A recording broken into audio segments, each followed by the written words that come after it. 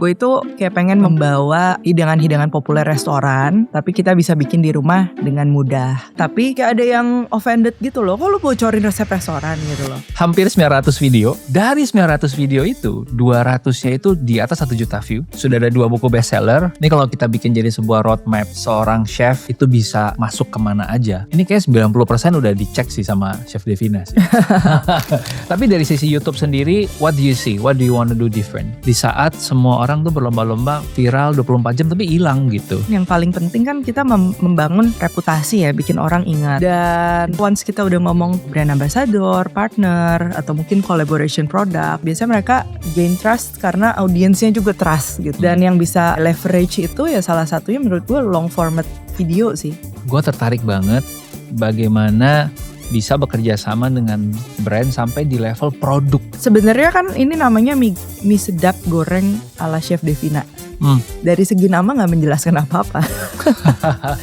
Kontennya Chef Devina tuh sederhana. Dalam artian apa yang memang sudah sering gue lakukan sehari-hari, kebetulan aja ada kamera di situ.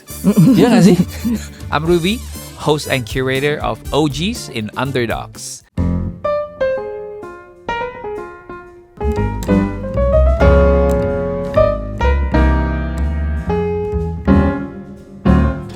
Welcome to Underdog Podcast, Chef Devina. Hai Ruby, nice to meet you. Nice to meet you, happy banget teman-teman all the way dari Bandung hari ini. Tapi buat teman-teman yang mungkin masih belum tahu, which kayaknya jarang orang yang gak tahu, tapi menurut gue ini perlu diceritain. 4,17 juta subscribers di YouTube. Hampir 900 video. Dari 900 video itu, 200-nya itu di atas 1 juta view. Berarti minimal 25%-nya itu di atas 1 juta views. Total viewsnya sekarang 720 juta views. Sudah ada 2 buku bestseller, ya kan? Dan menjadi BA untuk brand-brand yang saya juga pakai sehari-hari. Gitu. Tefal, mie sedap, Cedea, Maggi, Vilma. Gimana ini waktu itu mulainya? Tentang yang insight itu kebetulan gue juga baru tahu ya. Maksudnya kayak sebelumnya gue tuh bukan tipe yang kayak apa? Ngulik angka gitu. Ngulik ada lah kali-kali kan kita harus tahu ya. Cuman kayak bukan yang mencari tahu gitu tentang kayak atau summarize kayak angka-angka gitu. Nah jadi kalau dari mulainya mungkin udah banyak yang tahu juga kan gue awalnya ikut MasterChef Indonesia. Ya memang gak menang waktu itu. Tapi begitu kita keluar tuh memang waktu itu digital tuh kan lagi angka-angka sosmed dan lain-lain tuh lagi lumayan naik ya. Ini 2019 gitu kan sih? Iya, round. Nah tapi kalau untuk si YouTube channel ini sendiri, gue waktu itu kebetulan belum punya YouTube channel. Jadi benar-benar kita start dari zero. Nah dari situ ya mulai konten-konten, belum rutin loh ya. Ini masih kayak weekend only gitu. Karena kan kita juga masih ada beberapa pekerjaan juga yang existing. Nah habis gitu peaknya itu adalah pas COVID. Kayaknya itu semua YouTuber ya. Aku mulai 2020. Oh 2020 ya. Kayaknya aku juga aku tuh justru mulai rutin itu kayak di 2020 akhir lah. Karena awal-awal gitu kita cuman weekend doang kayak gitu kan. Terus masih kayak meraba-raba, masih bingung juga mau konten apa gitu. Nah dari situ sih udah 5 tahun, 5 to 6 years gitu kan. Banyak inquiry masuk gitu. Jadi kayak bukan yang memang di planning in 2 years harus jadi BA gitu, enggak sih sebenarnya kayak maybe kayak 80-90% of my work itu ya memang masak gitu loh. Kayak yang gue bilang kayak misalnya about technical tuh kita sambil belajar gitu, kayak learning by doing. Kayak misalnya tentang kamera, tentang sound, tentang kayak misalnya itu YouTube Studio punya learnings dan lain-lain itu kayak di awal tuh ya mulai dari nol juga semua gitu.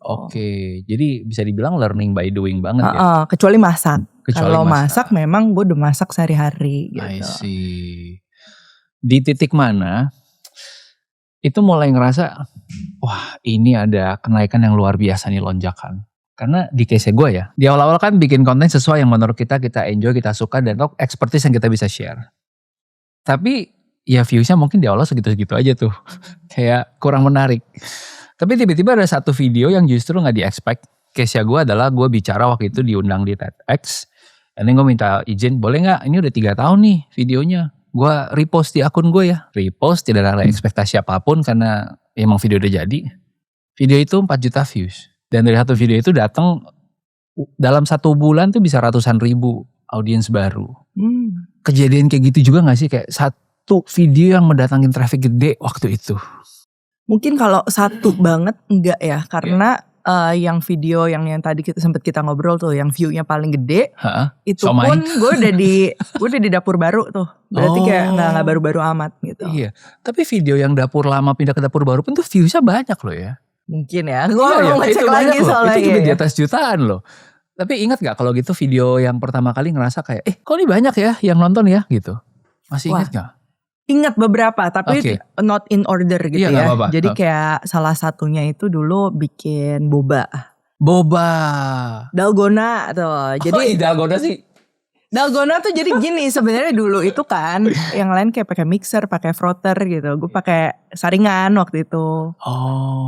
Sebenarnya itu pun kayak bukan iseng ya, maksudnya kayak memang saringan tuh ya kalau kita di kitchen kan saringan dipakai buat kayak multi purpose juga gitu kan. Terus kayak coba aja gitu, terus kayak jadi kan langsung kita bikin video. Nggak tahu sih waktu itu sebenarnya bukan yang viral banget apa gimana, tapi lumayan respon orang-orang tuh kayak something yang kayak nggak kepikiran but practical gitu kan. Kalau gue boleh summarize sih mungkin karena dulu COVID juga, jadi kayak gue itu kayak pengen membuat kayak membawa hidangan-hidangan populer restoran, tapi kita bisa bikin di rumah dengan mudah kayak gitu. Sama praktikal lah ya ujung-ujungnya, karena gue tuh kalau dibilang gue sebenarnya user dari those recipes juga, karena kan I'm a mom gitu, terus ya namanya kita gitu kan sibuk juga gitu, jadi kayak practical recipe gitu-gitu yang actually yang gue juga pakai gitu. Jadi ini kayak ada user point of view juga gitu. Iya, kalau gue sendiri aja ngerasa ribet, ya mungkin gue juga gak akan nge-share ke orang gitu. Kayak gitu.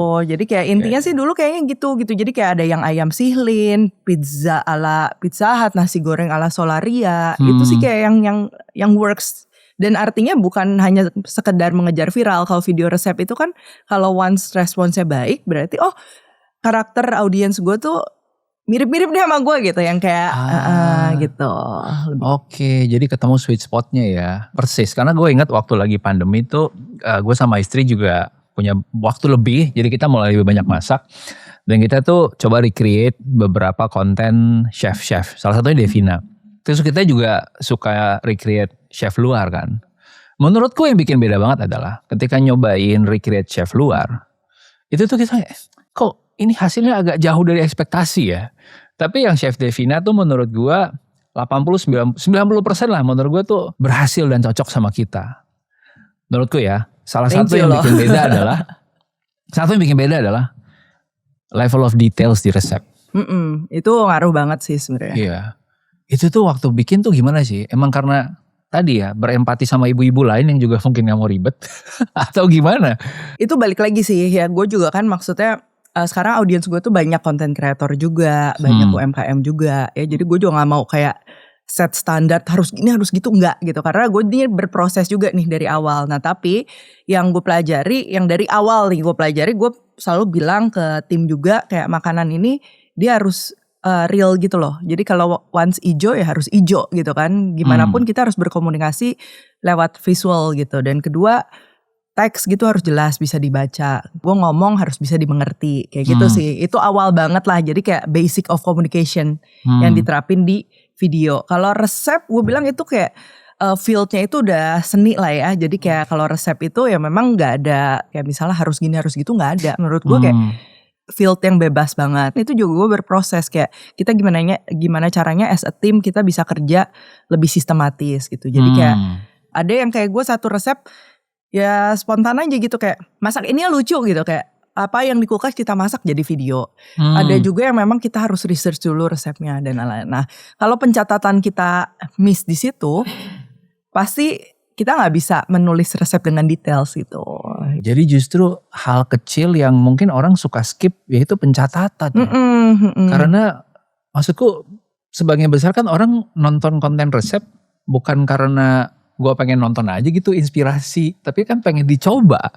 Dan ketika dicoba berhasil dan dia akan lebih stick gak sih sama konten kita. Kayak loyalty-nya gede banget, 25% loh videonya di atas 1 juta. Ya kan berarti penonton yang balik kan tinggi ya. Ya itu pasti pengaruh sih ya. Kalau menurut gue dengan kayak usaha gue mungkin untuk menuliskan resep secara detail itu ya impactnya memang gak langsung. Tapi udah beberapa tahun ini berasa ya, mulai dari viewers kan gitu. Apalagi video gue ini kan di YouTube ini long form. Kita kan tahu kalau long form itu sebenarnya quite challenging, tapi buat kita as creators itu sebenarnya sangat-sangat apa ya, promising lah gitu loh. Itu yang kalau lu bilang tadi loyal, itu mungkin salah satu faktor ya. Selain resep yang orang-orang ternyata turns out cocok gitu. Ada satu lagi yang gue temukan sih, tapi ini nggak tahu ya, mungkin Chef Devina ngerasa ini biasa aja gitu. Tapi menurut gue ini satu hal sederhana tapi pembeda lagi. Jadi teman-teman sadar nggak sadar ada salah satu video tuh yang sangat meresponi apa yang jadi frequently asked questions. Bahkan di pin komennya itu tulisannya adalah, ini saya bacain ya. Tolong baca dulu sebelum komen. 1, tidak ada food processor. Ini semua cincang manual. 2, kalau nggak ada kaldu jamur alternatifnya pakai ini dan ini. Terus 1 sendok makan sama dengan berapa mil gitu. 1 sendok teh sama dengan berapa mil. Terus bahkan dihitungin hitungan modal 20 pieces untuk bikin siomay itu berapa. Sampai ada kira-kira modalnya 16.000 per pieces siomay. Kelihatannya sederhana. Sebuah komen di pin di atas. Tapi 2.500 orang nge-like komen itu. Artinya 2.500 orang ngerasa ini jawaban yang gue cari dari apa yang tidak ada di video. Tapi kan berapa banyak kreator yang bahkan gak peduli sama comment sectionnya terjadi apa di situ. Itu menurut gue hal sederhana tapi ngebantu banget. So I just want to appreciate that. Karena berarti ada kedekatan yang organik antara Chef Devina sama audiens kan. Terjadi obrolan di situ, bukan cuma satu arah. Kalau gue bisa tangkap berarti kontennya Chef Devina tuh sederhana. Dalam artian apa yang memang sudah sering gue lakukan sehari-hari, kebetulan aja ada kamera di situ. Iya gak sih?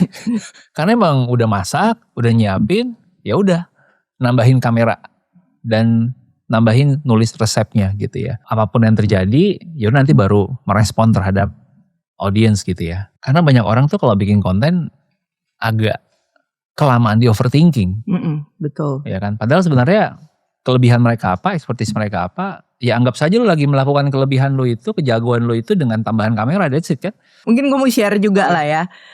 Yang follow gue udah lama sih mungkin tahu. Jadi pertama kali gue mulai konten, anak gue masih kecil 1.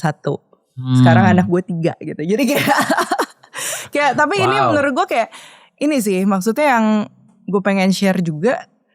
Enaknya kita di YouTube ini, kita konten YouTube itu kan gak mesti kayak kita untuk di standar tertentu baru kalian bisa ngonten gitu tuh enggak gitu loh. Kayak misalnya makanya tadi gue bilang gitu, kenapa sejauh ini gue bisa fokus dan gak mikir apa-apa, karena ya mungkin yang moms out there juga tahu gitu keribetan kita kalau ngurus anak dan lain-lain gitu. Belum lagi diseling sama konten apa. Nah jadi tapi itu tuh bisa banget loh gitu. Kebayang gak sih? Jadi kayak gak yang mungkin beda ya sama industri broadcasting kayak beberapa puluh tahun yang lalu gitu. Jadi kayak oke, lu mau masuk TV, baratnya nih kalau cewek, lu harus langsing dulu, misalnya harus apa misalnya harus kayak mulus dulu apa ya, gitu. Jadi kayak paripurna banget ya. Jadi kayak kita let's say nih ya, perawatan dulu baru kita masuk bisa depan kamera gitu. Nah kalau sekarang itu kan kayak beda banget gitu loh, kayak seapa adanya aja. Kayak misalnya gue kayak memang lagi ribet, anak-anak gue lagi sakit, ya gue masakin aja yang gue masakin kayak buat anak-anak gue lagi sakit itu. Terus kadang anak gue lagi rewel ya mau in frame ya. Kecuali kadang kalau ada juga beberapa kerjaan yang mungkin dari brand yang kita harus strict tentang baju, tentang apa. Tapi kan the rest itu kan kita benar-benar bisa jadi diri kita sendiri. Ya. Let's say lah, lu misalnya kayak lagi pengen diet gitu, tujuannya bagus gitu. Nah dengan kadang kalau konten tuh kan justru yang menarik kita share the journey gitu. Kayak gue juga kadang share gitu kayak ya namanya mami-mami ya abis lahiran gitu kan, kayak clean eating memang gak setiap hari gitu kan gitu. Jadi kayak itu justru yang kayaknya menarik ya. Jadi kayak kita bisa di zona nyaman kita ibaratnya, tapi kita bisa share ya, hopefully bisa bermanfaat juga gitu buat orang. Ini saat ada satu insight yang menarik soal seberapa dekat audiens dengan kita. Jadi ambil contoh akun gue ya, 600.000 subscribers. Data dari YouTube Studio itu ada 270.000 yang setiap bulan balik. Nah menurut gue itu satu angka yang gue gak dapetin di platform lain. Kadang-kadang di platform lain yang lebih ke social media, kita bisa dapetin 5%-nya, 10%-nya balik aja tuh buat kita udah kayak wow. Ya kan? Terus ada satu data yang menarik lagi. 40% dari audiens setiap bulan itu datangnya dari organik orang-orang yang tidak subscribe, tapi di konten gue direkomendasikan di home feed-nya mereka tuh, gitu. Jadi menurut gue kayak sebagai orang yang udah ngerjain ini 4 tahunan menuju 5, sangat promising bahkan sampai hari ini. Nah tapi sekarang nih, itu kan organik nih sama audience. Sebenarnya buat Devina tuh yang paling besar kontribusinya ke revenue tuh apakah AdSense atau yang lain? Karena sekarang ada YouTube Shopping, ada membership. Kita bukan tipe konten podcast yang nyebut angka dan mencari bombastis viral lewat rupiahnya. Tapi mungkin bisa jadi insight buat teman-teman yang pengen mulai gitu. Kalau misalnya memang yang kayak revenue modelnya dia ada AdSense, so far yang berjalan memang hanya baru di YouTube gak sih? Baru di YouTube setauku, iya. Iya kan, kayak di yang lain tuh memang denger kayak ada cost per milesnya berapa, tapi actually sih gue belum dapat gitu. Nah, kalau secara jumlah jujur memang karena gue udah pegang brand ambassador dan lain-lain, pasti yang menyumbang paling besar yang partnership modelan begitu. Tapi perlu di note bahwa kenapa gue bisa di-assign jadi brand ambassador ya salah satunya juga karena viewers gue banyak lah kasarannya kayak gitu ya gak sih? Iya benar. Iya jadi bukan masalah angkanya doang sih menurut gue. Udah nyobain tapi YouTube Shopping? Nah udah, jadi tahun lalu. Nah challenge-nya jujur sekarang karena waktu juga sih. Sebenarnya sangat-sangat menarik sih maksudnya dan itu gitu. Jadi kemarin gue sempet coba. Dan menarik juga ya mungkin secara angka sih kita masih harus terus improve kayak gitu. Tapi yang justru menurut gue akan works banget di channel gue nih ya. Di channel gue tuh kita bisa YouTube Shopping itu tuh gak cuman dari live doang gitu. Jadi kayak VOD kita pun kita bisa taruh link yang dimana kalau misalnya dari penonton ada yang klik terus terjadi transaksi and everything kita akan dapat commission juga gitu. Itu yang gue suka. Jadi gue sempat ngetes itu juga kan di beberapa video gue.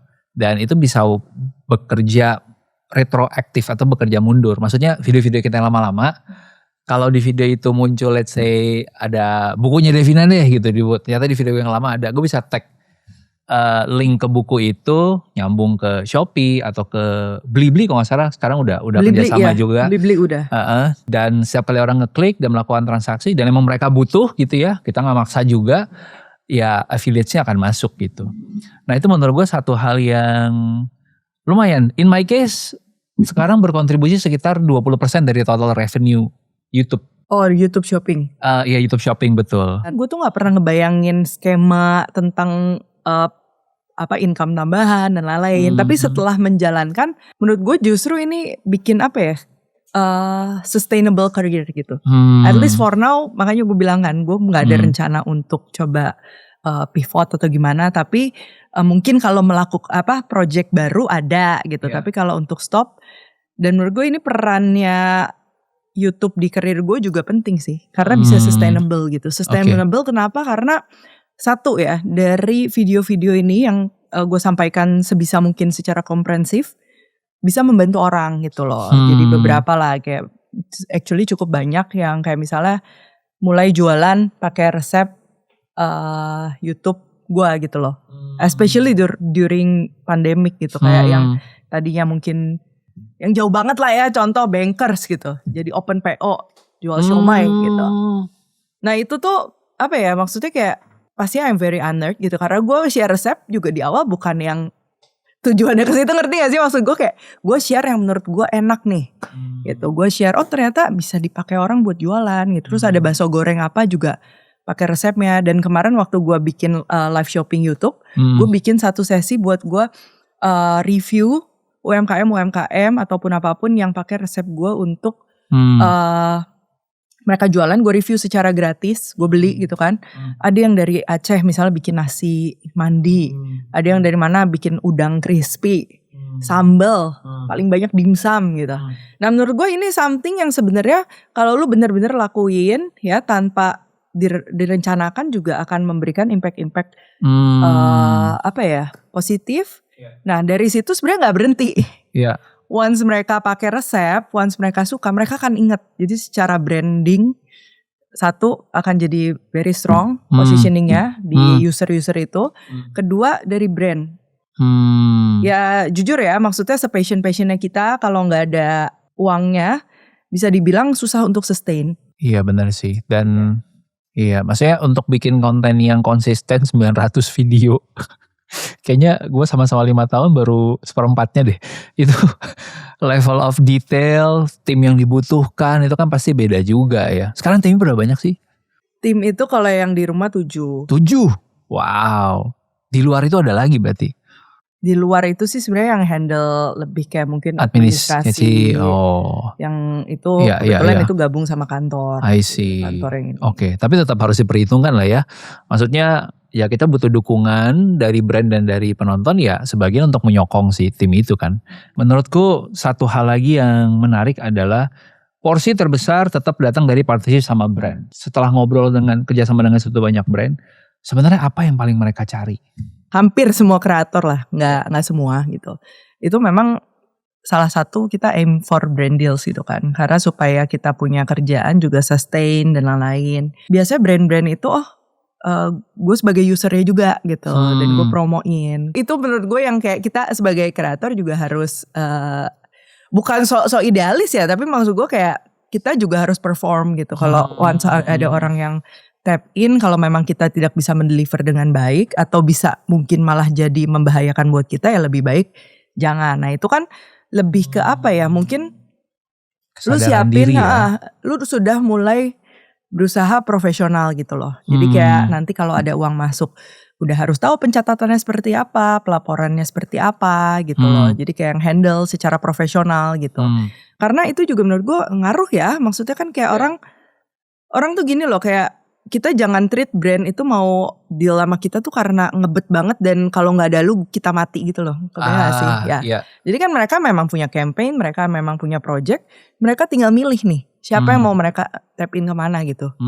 Jadi kayak kitanya juga once kita ngomong mau juga jangan kayak seolah-olah kayak yang butuh tuh salah satu pihak doang gitu loh. Nah jadi biasa menurut gue yang harus dijaga itu ya profesionalisme sih. Karena once kita udah deal sama brand, ya dari segi sesimpel harus responsif, secara timeline kalau bisa dijaga gitu. Ya kecuali ya kayak, karena kan kalau kita kreator kan kita harus muncul depan kamera.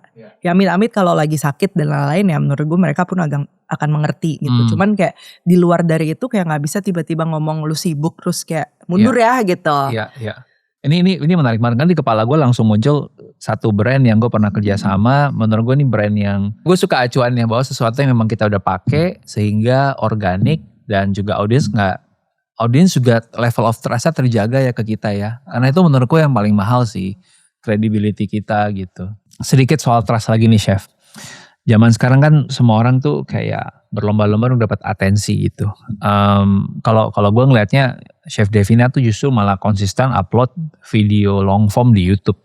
Seminggu bisa 2 sih kita target, gitu tapi ya. kadang ya lagi Ada bonus bolong-bolong. Ya. Boleh share gak apa sih alasan dibaliknya kayak gue tetap mau memperjuangkan YouTube as my main platform gitu? Ya apa yang kayak bisa gue capai sekarang juga salah satunya karena ya gue secara aktif di YouTube gitu loh. Ya kita namanya di industri kreatif gitu kan. Yang paling penting kan kita membangun reputasi ya, bikin orang ingat. Nah itu juga yang sangat-sangat membantu di brand deals gitu. Jadi kayak ya sekarang gini, memang contoh tipe-tipe kreator yang memang view-nya tuh lagi naik banget, lagi viral gitu. Which is very good gitu.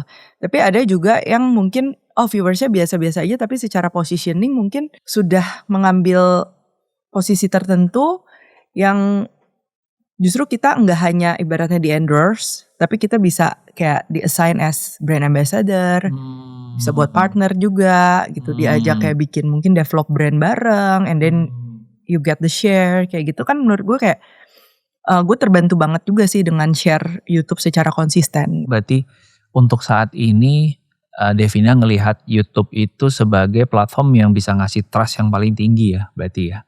Both buat audience sama buat brand gitu ya. Since ini sebenarnya abstrak juga ya, tapi kalau dari pengamatan gue yes gitu loh. Karena ya itu kan dari ibaratnya airing time-nya aja kita long form gitu kan. Orang mau bertahan 15-20 menit nonton satu resep tuh gak mudah loh. Di saat semua orang tuh berlomba-lomba viral 24 jam tapi hilang gitu. Ya kan? Dan di saat memang di mana kreator juga udah sangat-sangat banyak ya. Betul. Karena sekarang lu tinggal pakai HP. Oh dulu kan ya lu harus modalin PC lagi, belum Betul. PC-nya kurang canggih panas gitu. Iya lagi. Apalagi kan Iya lagi. kalau syuting syuting begini tuh gue kadang pakai 2 kamera apa gitu Iya, loh. iya, iya. Nah sekarang itu kan tinggal HP gitu loh. Bener, ini kita syuting aja salah satunya pakai HP nih.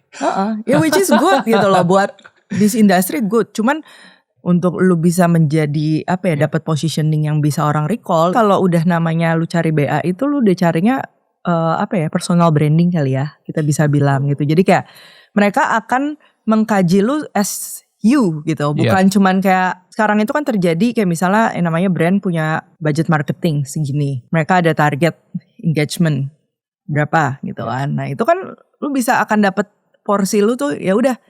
Nih dengan budget segini mau tembus gak gini nih. Tapi kalau once kita udah ngomong brand ambassador, partner, atau mungkin collaboration products, itu kan penting sekali mereka itu untuk trust. Biasanya mereka gain trust karena audiensnya juga trust gitu.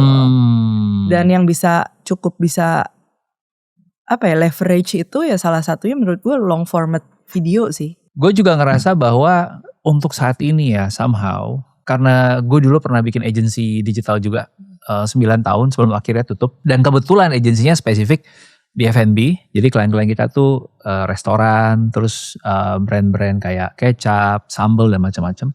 Somehow kreator YouTube itu masih punya red card paling tinggi. Ya karena workloadnya kan. Betul. Satu workload, detailnya yang kompleksitasnya lebih. Tadi juga long form. Sehingga mungkin brand kalau muncul bisa lebih panjang dan lebih dalam, in-depth menceritakan pesannya. Tapi satu yang tadi sebenarnya ada juga di Devina bilang, umurnya panjang konten di YouTube itu. Iya, iya. I'm sure dari orang yang nonton misalkan videomu 5 juta, mungkin setengahnya nonton ulang kali. Ya gak sih? Mungkin ya. Mungkin. Gue Karena belum ada study ke situ juga. Karena dia suka banget, dia coba direplicate, besok dia mau bikin lagi. Kan mungkin orang gak inget persis ya, dia ulang lagi gitu. Gue membayangkan orang yang nonton konten Devina adalah orang-orang yang di dapurnya tuh ada stand HP-nya ditaruh, ya potong bawang sambil liatin, oke stop bentar, ganti dulu, cuci, siapin bahan lain gitu kan. Dan itu kan repeatability-nya tinggi banget. Dan menurut gue harus gini ya, karena kan kalau kita kreator, seprofesional kita nih menghandling kerjaan kita ini, tapi personal touch-nya tuh sangat-sangat tinggi gitu karena ya kita yang muncul gitu. Nah, Betul. jadi kita menjaga kayak ekosistem yang sehat dalam artian secara personal misalnya kayak terus juga secara sama brand deals dan lain-lain tuh. Jadi ibaratnya kita nggak boleh yang toksik gitu, kebayang gak sih? Ngerti. Maksud gue kayak kita jangan Ngerti. sampai kita bikin konten terus kayak kalau misalnya nggak viral itu stres gitu lah. Menurut gue kayak itu bisa malah nggak baik buat long term gitu kan. Kalau gue tuh kan balik lagi kalau di YouTube long form itu kan gue bukannya berarti leha-leha ya gitu. Tetap kita ada target gitu. Tapi kayak ada once kita memang bisa istirahat gitu. Once kita bukan yang dikejar-kejar sama jumlah views gitu. Kita bisa ini. Nah itu otomatis nanti ke kehidupan gue dan keluarga pun akan lebih sehat ibaratnya gitu.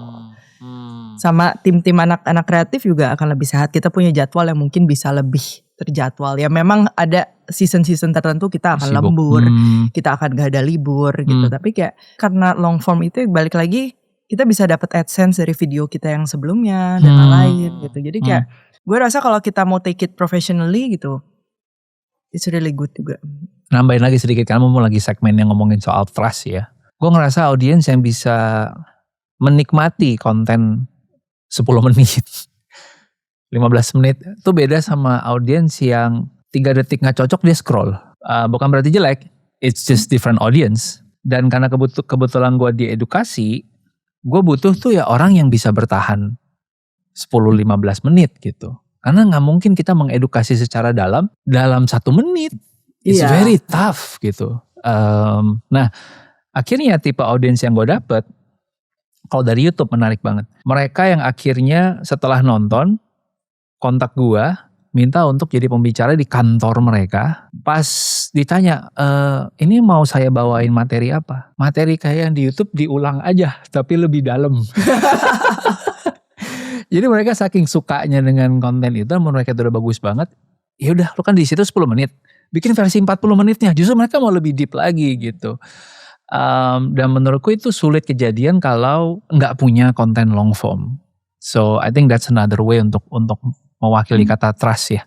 It's a different kind of deeper audience gitu. Jadi kayak jumlah penonton tidak sama dengan level trust gitu kan. Betul, kan gitu. betul. Ada faktor quality yang juga mungkin mempengaruhi. Betul. Nah terus gue juga setuju banget sih kayak kalau resep, sebenarnya resep masak ini dia works di short form sih actually. Karena kadang orang nyari itu hanya inspirasi memasak gitu, bukan actually dia learn how to cook certain dish kayak gitu. Nah cuman ini menurut gue nih ya buat mungkin kayak buat kreator-kreator out there dan juga buat kita tuh nggak masalah banget kayak menikmati short dan juga long form. Karena toh berbeda gitu kan. Kayak gue tetap post juga di all platform. Tapi kalau untuk yang something technical gue pasti call to actionnya kayak kalau kalian mau tips selengkapnya cek YouTube channel aku ya. Karena gue juga gak mau kayak mereka gagal gitu loh. Kebayang gak sih? Karena kan kita gak bisa juga kadang kayak menjelaskan cara membungkus hakau dalam 1 menit.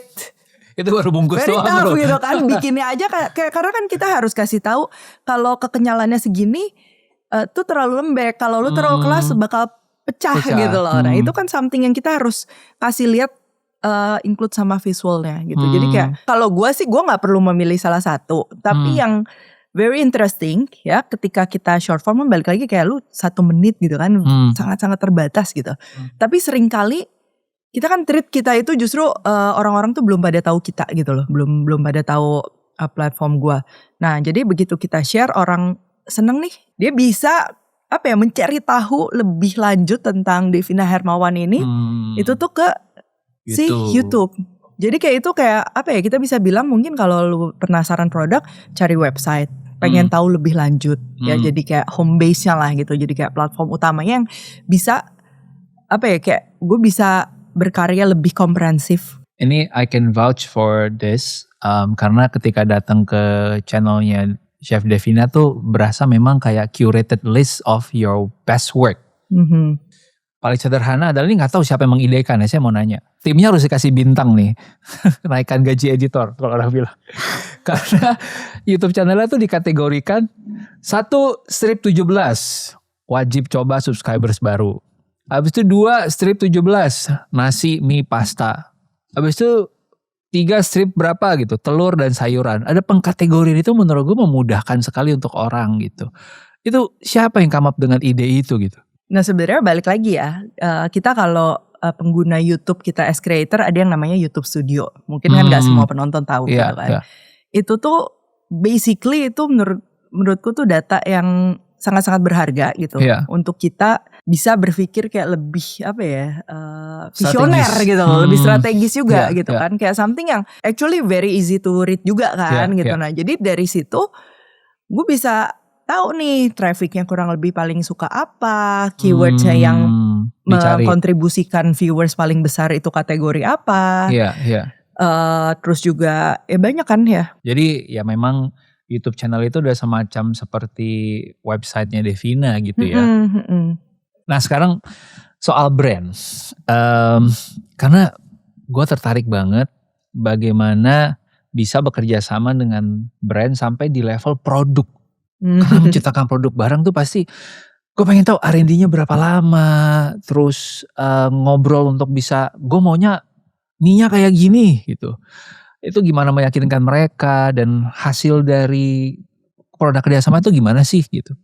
Karena gue sampai ada satu momen nyari mie-nya Devina tuh gak ada loh.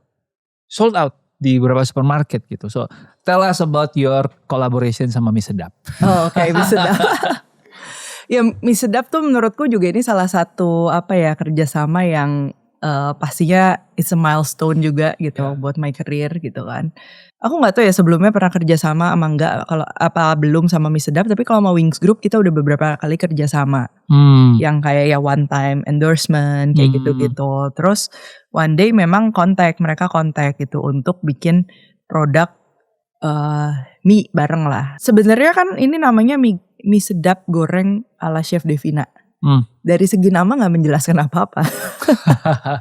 Ya pokoknya intinya percaya aja sama rasa Chef Devina. Nah jadi gitu kayak ada point of view yang menurut gue unik gitu loh. Iya. Kayak di mana lu nggak jelasin ini rasanya pedes, lu nggak jelasin ini, tapi mie goreng ala Chef Devina gitu. Gimana cara menerjemahkannya ke suatu produk juga kan? Yang pasti kalau menurut gue satu, ini mie-nya juga harus sedikit berbeda gitu. Oh, dari level mie-nya pun bukan cuma bumbu ya. Dan kebetulan satu halaman gitu. Terus dari segi rasa gitu ya. Kalau gue lihat tuh dari feedback YouTube juga nih. YouTube tuh kayak taught me a lot gitu kan. Sambel, orang sini suka sambel kan. Betul. Terus suka yang meriah juga, suka yang satset gitu. Mungkin kalau zaman dulu tuh ya, mama gue gitu kalau masakin mie itu dia nggak pernah polos.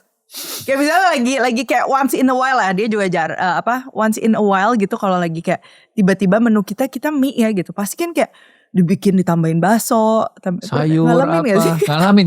Iya kan pasti at least bikin mie itu harus ditambahin sayur. Betul. Ditambahin apa? Tapi beda cerita kalau memang kita bicara market yang lebih muda, contoh yang memang pengen instan. Nah dari situ juga gue sangat-sangat suka juga gitu dengan konsep di mana kita menambahkan ada sayuran kering, kremesan. Memang ada downside-nya lebih repot gitu kan, bukan cuma kayak mie dan bumbu diaduk, tapi mungkin untuk beberapa orang suka gitu dengan kelengkapan itu gitu. Betul. Nah, jadi masih ongoing sampai sekarang ya, Chef? Untuk produknya masih. Kemarin dapat ini juga award dari Nielsen. Oke. Ya produk inovatif of the year or apa gitu. Kayaknya ini salah satu yang pertama atau memang salah satunya yang baru ada mie instan dengan wajah chef dan produk gitu ya gak sih? Kayaknya iya ya. Kayaknya mungkin iya kalau ya. kita di Korea, di Thailand, di apa-apa udah ada. Iya. Kalau di Indonesia kayaknya baru ya. Dari yang gue tahu kayaknya ini cukup baru. Iya. Jadi bisa dibilang sedikit breakthrough juga ya. Maksudnya you open doors buat orang-orang yang lain, kreator-kreator lain kalau untuk mau bikin produk sama brand tuh bisa sampai seperti itu gitu. Yang selama ini mungkin orang gak kebayang gitu. Kalau di YouTube itu kan juga sering kali muncul komen-komen yang kita gak expect gitu. Kalau Chef Devina sendiri gimana nanggepin komen-komen yang miring gitu? Tapi overall ya, mungkin karena penonton gue tuh ibu-ibu, orang-orang sibuk gitu. Gak sempet juga untuk komen gitu. Jadi gue gak bilang yang komen berarti gak ada kerjaan ya. Cuman itu just preference gak sih? Kayak ada orang-orang yang suka komen, ada orang-orang yang memang gak mau komen atau gak kebiasa komen gitu loh. Jadi kayak kebetulan memang di channel YouTube gue tuh komennya gak rame gitu. Ada lah banyak, tapi bukan yang rame yang kayak ini. Tapi dan mereka negatif. Nonton.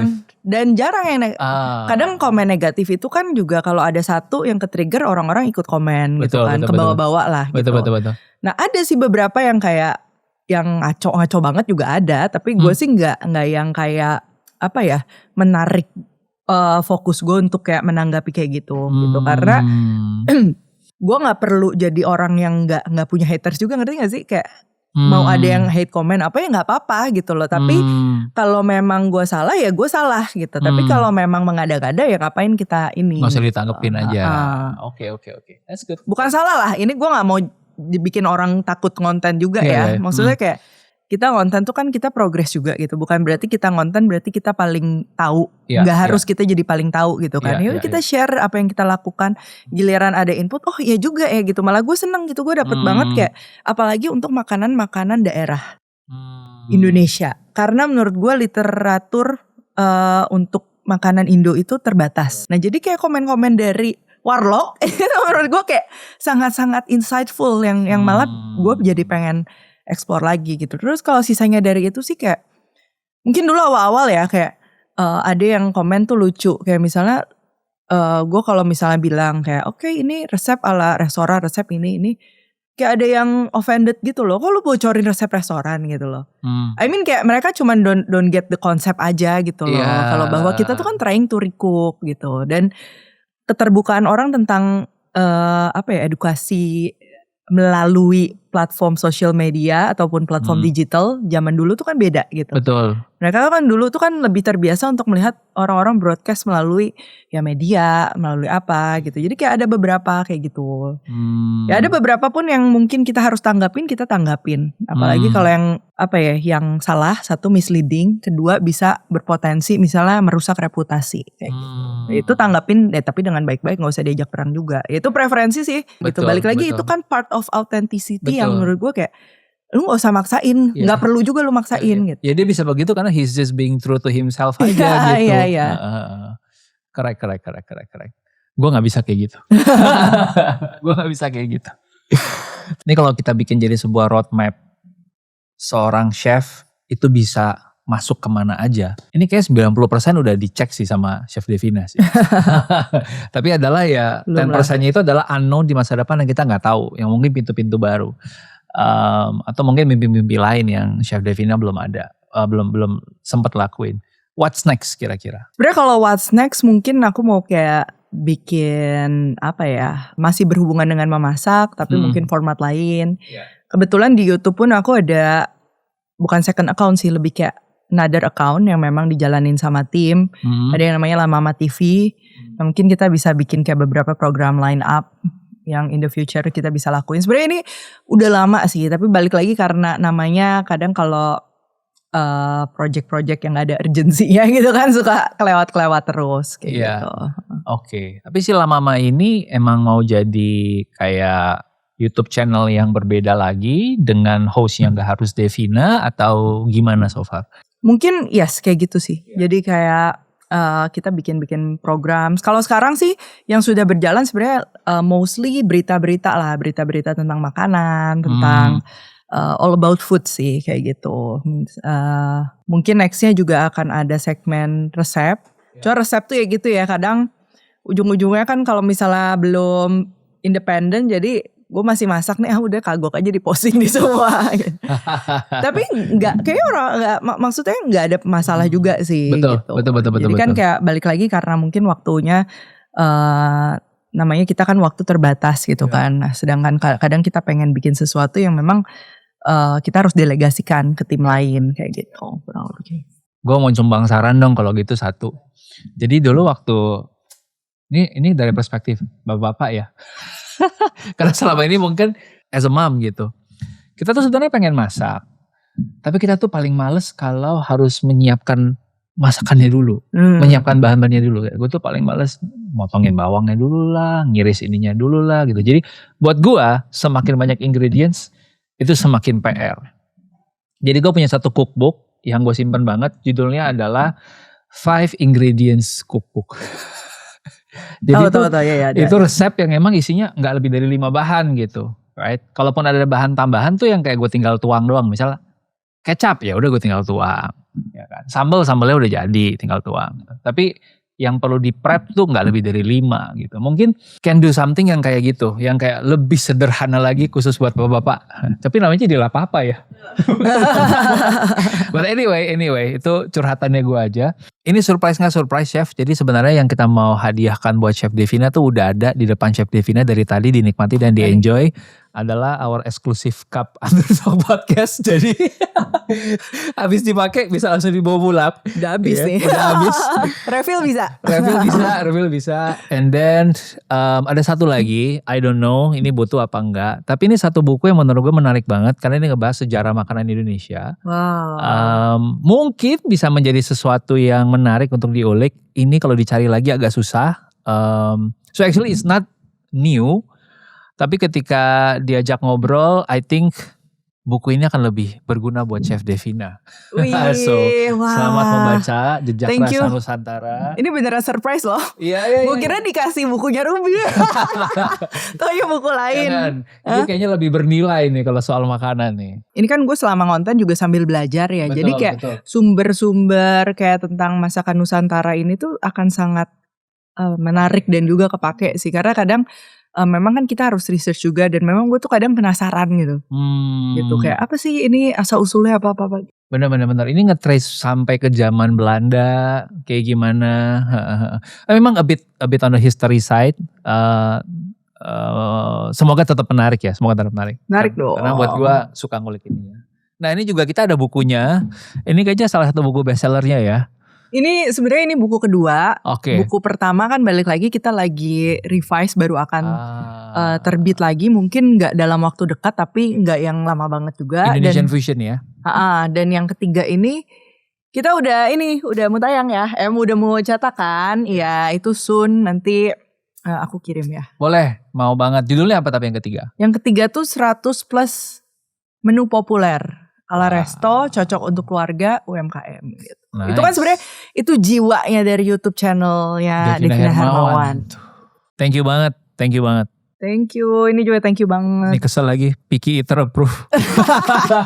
Thank you banget Dev, thank you banget Chef buat kesempatannya hari ini ngobrol-ngobrol. Teman-teman kalau ngerasa terbantu dengan episode podcast ini, ramein, share ke teman-teman yang lo rasa butuh. Kalau ada yang pengen ngobrol, pengen ngulik lebih lanjut, silahkan ke channelnya Chef Devina. Anything else, teman-teman bisa sampaikan di sosmed kita masing-masing. Thank you. Thank you. Thank you.